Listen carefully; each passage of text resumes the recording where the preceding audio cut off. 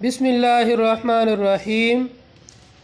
سیرت رسول اکرم صلی اللہ علیہ وسلم کے مبارک اسباق کے سلسلے کا یہ 29واں سبق ہے۔ اس سبق کے اندر صحابہ کرام کی استقامت، صحابہ کرام کی قربانیاں اور صحابہ کرام کے صبر کو ہم پڑھیں گے۔ شروع اسلام کے اندر جب صحابہ پر مصیبتوں اور پریشانیوں کے پہاڑ توڑے گئے تو انہوں نے کس قدر جماع اور استقامت کے ساتھ میں ان کا مقابلہ کیا، اس کا تذکرہ ہوگا۔ نبی کریم صلی اللہ علیہ وسلم پر ایمان لانے والوں میں مالدار لوگ بھی تھے، طاقتور لوگ بھی تھے اور کمزور اور غریب طبقہ بھی تھا۔ مشرکین مکہ اور کفار مکہ جو سرکار مدینہ حبیب کبریا حضرت محمد الرسول اللہ صلی اللہ علیہ وسلم کے مخالف تھے، یہ آپ کے صحابہ میں سے جو کمزور لوگ تھے، جو بے سہارا لوگ تھے، جو دور دور سے آ کر کے مکے میں بسے تھے، ان کی برادری اور خاندان کہیں اور تھے اور وہ مکے میں آ کر کے بس گئے تھے۔ یہ بالکل کمزور لوگ تھے یا بہت سارے غلام بھی تھے۔ ان غلاموں پر، کمزوروں پر، بے سہارا لوگوں پر مشرکین اور کفار بہت زیادہ ظلم و ستم کیا کرتے تھے۔ انہی صحابہ میں سے ایک تھے حضرت بلال بن رباح رضی اللہ تعالی عنہ۔ حضرت بلال رضی اللہ تعالی عنہ امیہ بن خلف کے غلام تھے، اور امیہ بن خلف حضرت بلال رضی اللہ تعالی عنہ کو ایک زرہ پہناتا تھا جو لوہے کی کڑیوں کی بنی ہوئی ہوتی تھی، اور باہر چلچلاتی دھوپ کے اندر کھڑا کر دیتا اور کبھی لٹا دیتا۔ ایک تو اس دھوپ کی گرمی کو برداشت کرنا ہی انسان کے لیے مشکل ہو جاتا ہے، پھر جو زرہ گرم ہوتی تھی اس کی جو کڑیاں اور بیڑیاں آپ کو لگتی تھی، یہ اس سے بھی زیادہ تکلیف، عذاب اور مصیبت کا سبب ہوتا تھا۔ لیکن ایسی حالت کے اندر بھی آپ ہمیشہ اپنی زبان پر ایک کلمہ رکھتے تھے، اللہ احد، اللہ احد، اللہ ایک ہے، اللہ ایک ہے۔ اور پھر امیہ بن خلف اپنے دوستوں اور یاروں کے ساتھ مل کر کے حضرت بلال رضی اللہ تعالیٰ عنہ کو مارتا تھا، ستاتا تھا، ظلم کرتا تھا، اور امیہ کہتا، اے بلال، یا تو ایمان سے پھر جا، محمد صلی اللہ علیہ وسلم کا انکار کر دے، یا پھر اسی حالت کے اندر تکلیف اٹھاتے اٹھاتے، تکلیف برداشت کرتے کرتے مر جا۔ لیکن حضرت بلال رضی اللہ تعالیٰ عنہ فرماتے تھے، اللہ احد، اللہ احد، اللہ ایک ہے، اللہ ایک ہے۔ اسی حالت کے اندر ایک مرتبہ حضرت ابوبکر صدیق رضی اللہ تعالیٰ عنہ کا وہاں سے گزر ہوا، تو ابوبکر صدیق رضی اللہ تعالیٰ عنہ نے امیہ سے کہا، کب تک اس مسکین پر، اس کمزور پر، اس غلام پر ظلم کرتے رہو گے؟ تمہیں رحم نہیں آتا ہے؟ تمہارا دل پسیدہ نہیں ہے؟ ذرا بھی تمہیں حیا، رحم نہیں آتی کیا؟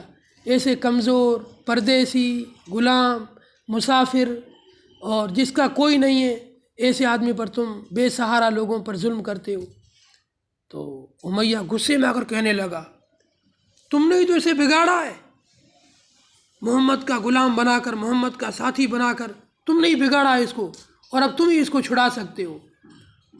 حضرت ابوبکر صدیق رضی اللہ تعالیٰ عنہ نے فرمایا، چلو اپنے ایک سودا کرتے ہیں، میرے پاس ایک شاندار، خوبصورت، موٹا تازہ، ہٹا کٹا، ذہین غلام ہے، اس غلام کی قیمت اس بلال سے دگنی ہے، آپ وہ غلام لے لو اور یہ مجھے دے دو، اپن بدلی کر لیتے ہیں، بلال مجھے دے دو اور وہ میرا غلام آپ لے لو۔ امیہ کہنے لگا ہاں یہ ٹھیک ہے، وہ غلام مجھے دے دو اور یہ تمہیں دوں گا میں۔ حضرت بلال رضی اللہ تعالیٰ عنہ کو حضرت ابو بکر کو دے دیا، اور ابو بکر کا جو غلام ہے وہ ابو بکر نے امیہ بن خلف کو دے دیا۔ اس طرح سے حضرت بلال کو امیہ کی غلامی سے اور امیہ کی قید سے حضرت ابو بکر صدیق رضی اللہ تعالیٰ عنہ نے آزاد کرایا۔ آزاد کرنے کے بعد میں پھر حضرت بلال رضی اللہ تعالیٰ عنہ کو نبی علیہ الصلوۃ والسلام کی صحبت میں اور آپ کی خدمت میں بھیج دیا۔ اسی طریقے سے اور بھی کئی نام ہیں۔ ایک دوسرا نام ہے حضرت عمار بن یاسر، اور حضرت عمار کی والدہ کا نام ہے حضرت سمیہ۔ یہ تینوں ایمان لے آئے، حضرت سمیہ بھی، حضرت عمار بھی اور حضرت یاسر بھی۔ اور یہ بھی باہر سے آئے تھے، مکے کے اندر باہر سے آ کر بسے تھے۔ ان کا پورا قبیلہ خاندان مکے سے کہیں دور تھا، دوسرے علاقے کے اندر۔ یہ بھی وہاں پر کمزور تھے، نہتے تھے، بے یار و مددگار تھے، ان کا کوئی پرسان حال نہیں تھا۔ تو مکے کے جو بڑے بڑے سردار تھے وہ ان پر ظلم کیا کرتے تھے، ان کو پکڑ کر باندھ کر مارا کرتے تھے۔ ایک مرتبہ ابو جہل کو غصہ آیا، ابو جہل نے ایک برچھی لی اور حضرت سمیہ کی شرمگاہ پر ماری، جس کی تاب نہ لا کر کے حضرت سمیہ شہید ہو گئی۔ اسلام میں سب سے پہلی شہادت حضرت سمیہ نے قبول کی ہے، ایک عورت اسلام کے لیے سب سے پہلے شہید ہوئی ہے۔ حضرت سمیہ کے بعد میں عمار اور یاسر، یہ دونوں باپ بیٹے حیات تھے، اور نبی علیہ الصلوۃ والسلام کا جب ان کے پاس سے گزر ہوتا تو آپ ان کو تسلی دیتے، اے عمار، اے یاسر، آپ لوگ صبر کرو، انشاءاللہ اللہ تعالیٰ آپ کے لیے آسانی کے راستے کھولے گا، اللہ تعالیٰ آپ کی ضرور مدد اتارے گا۔ اسی طرح حضرت خباب بن ارت، ان کو بھی ان کا جو مالک تھا یہ بھی کمزور اور غلام تھے، ان کو بھی تپتی ہوئی ریت میں لٹا کر کے خوب مارا جاتا تھا اور ظلم کیا جاتا تھا۔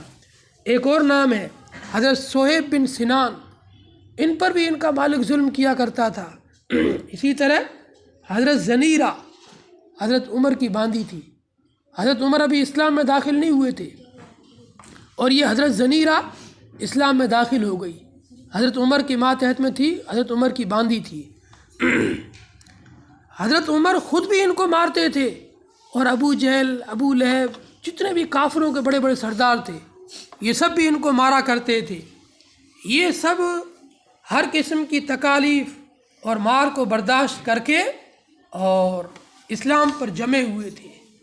جب کفار نے دیکھا، مشرکین نے دیکھا کہ اس قدر ہم ان لوگوں پر ظلم کر رہے ہیں، اتنا سارا ان پر تشدد ہو رہا ہے، یہ سب کچھ ہو رہا ہے، اس کے ہوتے ہوئے بھی یہ لوگ ایمان سے پھر نہیں رہے ہیں، ایمان پر اتنے جمے ہوئے ہیں، تو انہوں نے اور زیادہ ظلم کیا۔ اور جب ظلم حد سے بڑھ جاتا ہے تب اللہ تعالیٰ کی نصرت اور مدد اترتی ہے۔ پھر اللہ کی مدد اتری ہے حضرت عمر رضی اللہ تعالیٰ عنہ کے ایمان لانے کی شکل میں۔ نبی علیہ السلام نے دعا مانگی، اے اللہ، یا تو عمر بن خطاب کو ایمان دے کر کے ایمان کو قوی کر دے، ایمان کو طاقت بخش دے، ایمان کو مضبوط کر دے، یا پھر ابو جہل کو ایمان میں داخل کر کے ایمان کو مضبوط کر دے۔ اللہ تبارک و تعالیٰ نے حضرت عمر فاروق رضی اللہ تعالیٰ عنہ کے بارے میں نبی علیہ الصلوۃ والسلام کی دعا کو قبول فرما لیا، اور نبی کی اس دعا کے بس تھوڑے ہی دنوں کے بعد میں عمر فاروق رضی اللہ تعالیٰ عنہ ایمان میں داخل ہو گئے۔ عمر فاروق کے ایمان لانے کا واقعہ انشاءاللہ کل بتلائیں گے۔ اللہ تعالیٰ ہم سب کو عمل کی توفیق عطا فرمائے، ابن نبی کی سیرت اور سنت کے اوپر چلنے کی توفیق عطا فرمائے، اپنے نبی سے سچی محبت، سچا عشق اور سچا پیار نصیب فرمائے۔ السلام علیکم ورحمۃ اللہ وبرکاتہ۔